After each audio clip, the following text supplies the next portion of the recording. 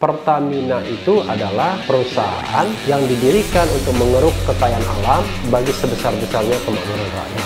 Tapi yang muncul selama ini kan Pertamina gudang uang.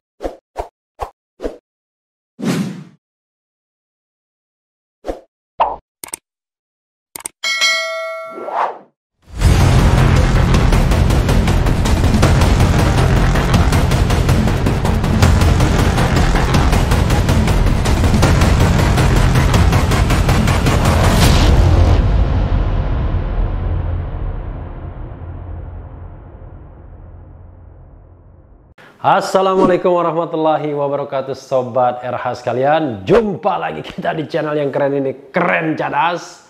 Kali ini saya akan uber dulu berita yang menarik ya. Nanti kita bahas berita-berita yang hangat lainnya. Soal Puan Maharani bilang Sumatera Barat mudah-mudahan menjadi pendukung negara Pancasila. Itu juga akan kita bahas. Tapi ini saya ingin bahas dulu soal Pertamina ya. Lagi-lagi Pertamina. Ini ada pernyataan luar biasa ini dari RMOL ID ya, Rakyat Merdeka Online ID. Satyo Purwanto, Pertamina mau untung tapi caranya macam VOC. Jadi VOC itu adalah maskapai dagang Belanda, malak rakyat melulu. Luar biasa ya. Direksi dan komisaris PT Pertamina Persero seharusnya dipecat. Wah, luar biasa ya. Karena dianggap berusaha meraih keuntungan dengan cara memeras rakyat kecil. Hal itu disampaikan Direktur Eksekutif Oversight of Indonesia's Democratic Policy, Satyo Purwanto, menanggapi beberapa persoalan yang membelit Pertamina. Menurut Satyo, pemerintah merupakan pihak yang bertanggung jawab atas harga BBM bagi masyarakat, sesuai dengan keputusan Mahkamah Konstitusi nomor 36/PUU/2012. Wah, ada putusan 2012 juga ya. Karena sebelumnya memang 2004 itu juga ada putusan. Jika premium benar-benar di stop, maka masyarakat akan dipaksa membeli Pertamax dengan harga jualnya selalu disesuaikan dengan istilah keekonomian dan diatur oleh mekanisme pasar, bukan pemerintah. Sehingga rencana penghapusan premium merupakan pelanggaran Undang-Undang Dasar 45 ya, bab 14 pasal 33 khususnya ayat 3, beber Satyo Purwanto kepada kantor berita politik Rakyat Merdeka Online Kamis 3 September. Selain itu, pernyataan Dirut Pertamina soal alasan penghapusan premium dan Pertalite karena mengikuti ketentuan dalam peraturan Menteri Kementerian Lingkungan Hidup dan Kehutanan KLHK nomor 20 2019 yang mensyaratkan standar minimal RON 91 menurut Satyo adalah misleading.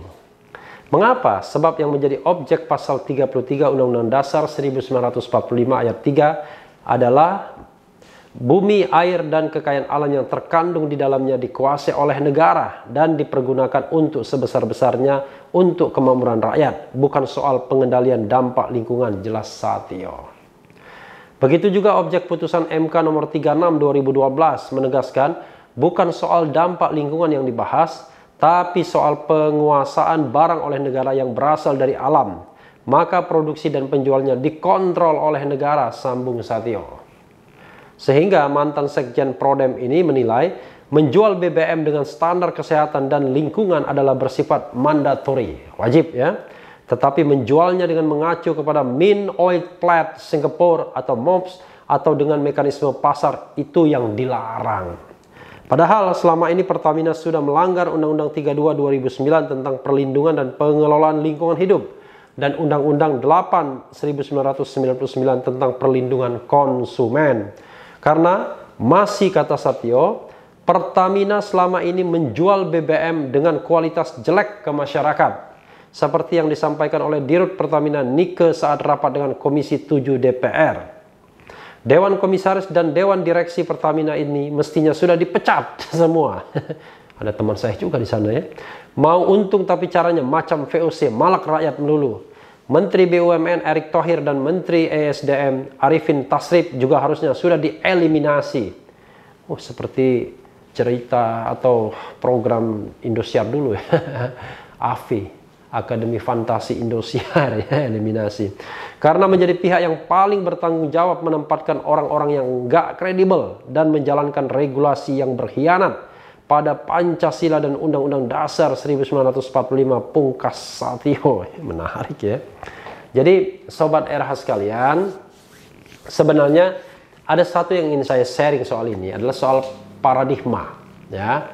Soal paradigma bagaimana memberlakukan sumber daya alam, wabil khusus ya, soal BBM ini. Jadi pada awal-awal era reformasi sekitar tahun 2000-an itu ada undang-undang ya tentang migas yang akhirnya dibatalkan MK mengenai ketentuan soal harga pasar. Jadi pada waktu itu MK tidak setuju kalau mengikuti harga pasar. Karena kalau mengikuti harga pasar itu berarti sudah bertentangan dengan pasal 33. Jadi tidak boleh, penguasa negara itu salah satunya adalah kontrol negara terhadap harga BBM. Jadi BBM tidak boleh mengikuti harga pasar. Dia harus mengikuti harga yang ditentukan oleh pemerintah, bukan mengikuti fluktuasi harga pasar. Nah, itulah sebabnya BBM tersebut ya kadang-kadang perlu dengan bersubsidi. Tapi soal efisiensi, soal hal-hal yang lainnya, mafia dan lain sebagainya, itu nggak ada kaitannya dengan itu semua. Jadi justru itu tantangan bagaimana menciptakan bahan bakar minyak BBM yang tetap bisa dijangkau masyarakat dengan harga yang katakanlah masuk akal ya, bila perlu di bawah standar harga pasar. Lalu at the same time Pertamina sebagai sebuah perusahaan juga tetap efektif, efisien. Bisa juga mengeruk keuntungan atau mengambil keuntungan. Karena jangan lupa, Pertamina itu adalah perusahaan yang didirikan untuk mengeruk kekayaan alam bagi sebesar-besarnya kemakmuran rakyat. Tapi yang muncul selama ini kan Pertamina gudang uang. Dimana kalau menjadi direksi dan komisaris Pertamina, semua orang sujud syukur dan kipas-kipas karena akan mendapatkan uang yang sangat besar. Padahal harusnya tidak begitu. Harusnya Pertamina tetap menjadi perusahaan yang efektif, efisien, ya, ekonomis, bisa menjangkau masyarakat dengan produk BBM-nya, tetapi at the same time dia juga bisa terus sustainable misalnya. Karena itulah tidak gampang mengelola perusahaan seperti Pertamina ini. Jadi tidak boleh sembarangan sekadar mengeruk keuntungan. Itu satu. Yang kedua, Sobat Era sekalian, saya udah berkali-kali mengatakan kita harus membedakan antara BUMN yang mengeruk kekayaan alam dan kekayaan alam tersebut harus sebesar-besarnya bagi kemakmuran rakyat dengan BUMN biasa yang betul-betul menggunakan kemampuan intelijen manusia. Misalnya BUMN karya yang nothing to do dengan sumber daya alam. Maka kalau itu ya silahkan dia berkompetisi secara fair di pasar karena pesaingnya banyak. Tapi kalau kita bicara BBM kan Pertamina bisa dibilang ya untuk Indonesia dia sendiri yang kemudian memonopoli itu semua. Memang ada ladang-ladang minyak yang dikuasai asing misalnya. Tetapi intinya adalah Pertamina adalah perusahaan yang memonopoli dan 100% dikuasai oleh negara dan tidak ada saingannya sesungguhnya. Dan pemerintah bisa mengeluarkan regulasi untuk melindungi Pertamina. Karena Pertamina tidak bisa diperlakukan sebagai perusahaan yang terjun di pasar bebas ya, dengan persaingan yang bebas karena dia diikat oleh ketentuan pasal 33. Bahwa bumi, air, dan kekayaan alam yang terkandung di dalamnya harus dikuasai negara dan harus pula digunakan sebesar-besarnya untuk kemakmuran rakyat. Karena itulah kalau keuntungan Pertamina dicapai dengan cara misalnya memperlakukan BBM dengan mekanisme pasar agar antara cost production misalnya dengan harga distribusinya ada selisih keuntungan, maka sesungguhnya logika free market atau pasar bebas ini tidak sesuai dengan Undang-Undang Dasar 1945, khususnya pasal 33, dan sudah diterjemahkan juga dalam putusan Mahkamah Konstitusi. Nah, yang seperti ini biasanya nggak ditaati. Ya sama seperti misalnya MK menafsirkan bahwa wakil menteri itu tidak boleh menjabat komisaris misalnya. Saya belum mendengar ada rencana misalnya Menteri BUMN Erick Thohir untuk memberhentikan 2 wakil menteri atau ditambah wakil menteri keuangan yang masih menjabat di jabatan BUMN sebagai komisaris dan wakil komisaris atau bahkan komisaris utama. Nah, ini kan soal ketaatan, apalagi hal-hal yang sifatnya jauh lebih abstrak misalnya. Tapi kita harus mengarah ke sana. Karena perekonomian Pancasila atau perekonomian rakyat itu makin lama makin tidak ditaati. Padahal negara hadir untuk mensejahterakan rakyat, bukan untuk mensejahterakan institusi, mensejahterakan korporasi, bukan, mensejahterakan rakyat. Korporasi itu seperti Pertamina hanyalah menjadi alat untuk mensejahterakan rakyat. Jadi pada dasarnya institusi seperti Pertamina itu hadir untuk mensejahterakan rakyat, bukan untuk mensejahterakan para pengurusnya, ya, direksi dan komisarisnya, lalu pegawai-pegawainya. Bukan begitu. Karena ini perusahaan yang tinggal mengeduk kekayaan alam, bukan menciptakan sesuatu yang luar biasa. Ya kan? Jadi kita tidak bisa mengatakan ini adalah sebuah perusahaan yang luar biasa karena sesungguhnya dia hanya tinggal mengeduk kekayaan alam. Ya memang harus dieksplorasi dan eksploitasi semuanya. Tetapi paling tidak yang ingin dikatakan adalah bahwa minyak itu pemberian yang maha kuasa, bukan created by the people, bukan diciptakan, dibuat oleh masyarakat atau oleh warga negara.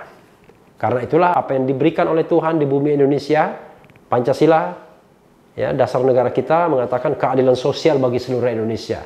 Tafsirnya pasal 33 mengatakan bumi, air, dan kekayaan alam yang terkandung di dalamnya dikuasai oleh negara dan digunakan atau dimanfaatkan sebesar-besarnya untuk kemakmuran rakyat. Jadi soalnya adalah paradigma sekali lagi yang selama ini tidak dipunyai pengurus BUMN dalam mengurus BUMN-nya. Rata-rata paradigmanya adalah paradigma kapitalis, paradigma liberalis, paradigma dagang, bukan paradigma Undang-Undang Dasar 1945, bukan paradigma ekonomi Pancasila, bukan paradigma ekonomi konstitusi. Nah, mudah-mudahan ya, semua gonjang-ganjing ini mulai dari pencatatan kerugian Pertamina 11 triliun lebih dan tiba-tiba Julinya untung 6 triliun. It's okay, yang memunculkan pro dan kontra debat di masyarakat antara yang pro dan kontra biasa. Akhirnya jatuh lagi pro dan kontra Jokowi, ya kan? Yang kontra Jokowi menghantam terus dengan kerugian 11 triliun lebih itu, lalu yang pro Jokowi, nah kan untung ternyata dan akhir tahun akan untung. Enggak, bukan itu masalah utama Pertamina. Masalah utama Pertamina adalah bagaimana membangun paradigma, meletakkan paradigma yang benar dalam mengelola sebuah BUMN. Agar BUMN itu betul-betul digunakan untuk sebesar-besarnya kemakmuran rakyat.